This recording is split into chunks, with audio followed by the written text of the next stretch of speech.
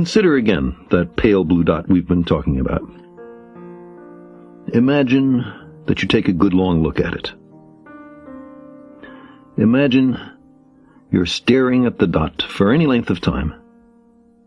And then try to convince yourself that God created the whole universe for one of the 10 million or so species of life that inhabit that speck of dust.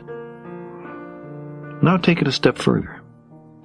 Imagine that everything was made just for a single shade of that species, or gender, or ethnic or religious subdivision.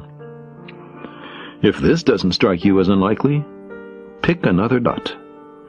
Imagine it to be inhabited by a different form of intelligent life. They, too, cherish the notion of a God who has created everything for their benefit. How seriously do you take their claim? Our ancestors lived out of doors. They were as familiar with the night sky as most of us are with our favorite television programs. The sun, the moon, the stars, and the planets all rose in the east and set in the west, traversing the sky overhead in the interim. The motion of the heavenly bodies was not merely a diversion. For hunters and gatherers, as well as for agricultural peoples, knowing about the sky was a matter of life and death. How lucky for us that the sun, the moon, the planets, and the stars are part of some elegantly configured cosmic clockwork. It seemed to be no accident. They were put here for a purpose, for our benefit. Who else makes use of them? What else are they good for? And if the lights in the sky rise and set around us, isn't it evident that we're at the center of the universe?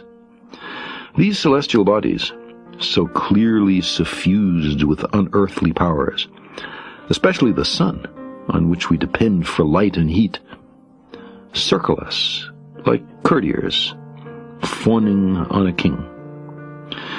Even if we had not already guessed, the most elementary examination of the heavens reveals that we are special. The universe seems designed for human beings. It's difficult to contemplate these circumstances without experiencing stirrings of pride and reassurance. The entire universe made for us. We must really be something. This satisfying demonstration of our importance, buttressed by daily observations of the heavens, made the geocentrist conceit a transcultural truth. Taught in the schools, built into the language, part and parcel of great literature and sacred scripture. Dissenters were discouraged, sometimes with torture and death. It is no wonder that for the vast bulk of human history, no one questioned it.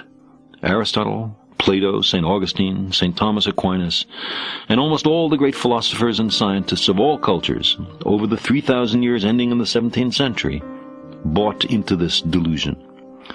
Some busied themselves figuring out how the sun, the moon, the stars, and the planets could be cunningly attached to perfectly transparent crystalline spheres that would explain the complex motions of the celestial bodies so meticulously chronicled by generations of astronomers.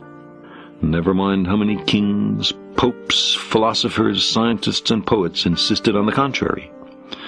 The Earth, through those millennia, stubbornly persisted in orbiting the sun. You might imagine an uncharitable extraterrestrial observer looking down on our species over all that time, with us excitedly chattering, "The universe created for us, we're at the center, everything pays homage to us," and concluding that our pretensions are amusing, our aspirations pathetic, that this must be the planet of the idiots. But such a judgment is too harsh. We did the best we could. There was an unlucky coincidence between everyday appearances and our secret hopes. We tend not to be especially critical when presented with evidence that seems to confirm our prejudices.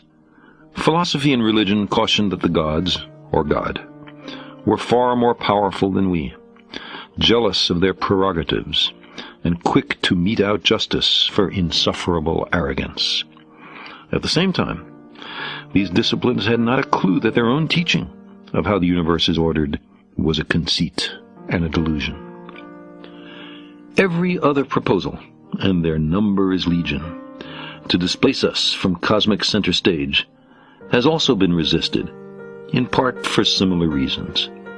We seem to crave privilege, merited not by our works, but by our birth, by the mere fact that, say, we're humans and born on Earth. We might call it the anthropocentric, the human-centered conceit.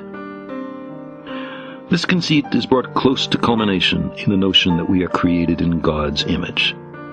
The creator and ruler of the entire universe looks just like me. My, what a coincidence. How convenient and satisfying. The 6th century BC Greek philosopher Xenophanes understood the arrogance of this perspective. Here's what he said. The Ethiopians make their gods black and snub-nosed. The Thracians say theirs have blue eyes and red hair. Yes, and if oxen and horses or lions had hands, and could paint with their hands, and produce works of art as men do, horses would paint the forms of the gods like horses, and oxen like oxen. The immense distances to the stars and the galaxies mean that we see everything in space in the past. Some as they were before the Earth came to be. Telescopes are time machines. Long ago, when an early galaxy began to pour light out into the surrounding darkness, no witness could have known that billions of years later, some remote clumps of rock and metal, ice and organic molecules would fall together to make a place called Earth, or that life would arise and thinking beings evolve, who would one day capture a little of that galactic light and try to puzzle out what had sent it on its way.